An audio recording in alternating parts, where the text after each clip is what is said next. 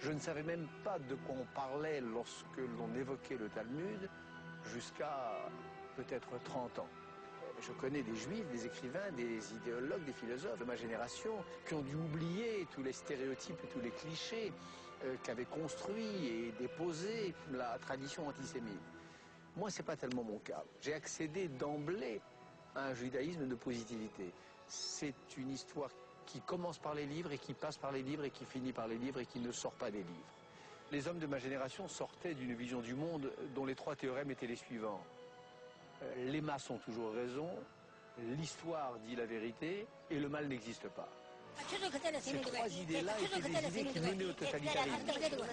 Je crois qu'aujourd'hui, pour empêcher le monde de se défaire, pour l'empêcher d'aller à plus de barbarie encore, il faut des mots, de la parole philosophique, et de cette parole, c'est vrai qu'une part de moi ne peut s'empêcher de trouver le modèle dans la parole de ces rabbins de Lituanie, dont regroupés autour ou à la suite du Grand Vilna.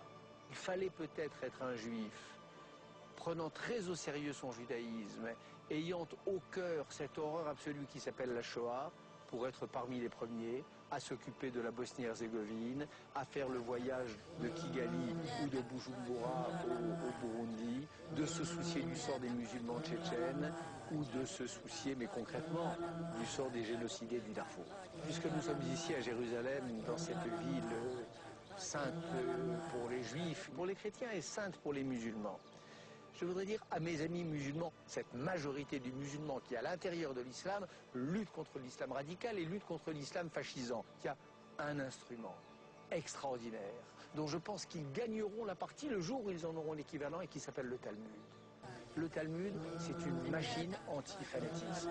Vous ne pouvez pas être un fondamentaliste digne de ce nom si vous disposez d'un Talmud et si vous le connaissez, si vous le lisez, parce qu'alors se dissout instantanément l'idée même d'une vérité intouchable et tellement sacrée qu'en son nom les pires forfaits peuvent être accomplis. La pensée juive, elle a aussi pour effet de casser en son milieu l'idée même du sacro-saint. C'est le sacré ou c'est le saint? Si vous êtes du côté du sacré, vous êtes du côté du fondamentalisme. Si vous êtes du côté de la sainteté, vous êtes du côté de la lettre ouverte.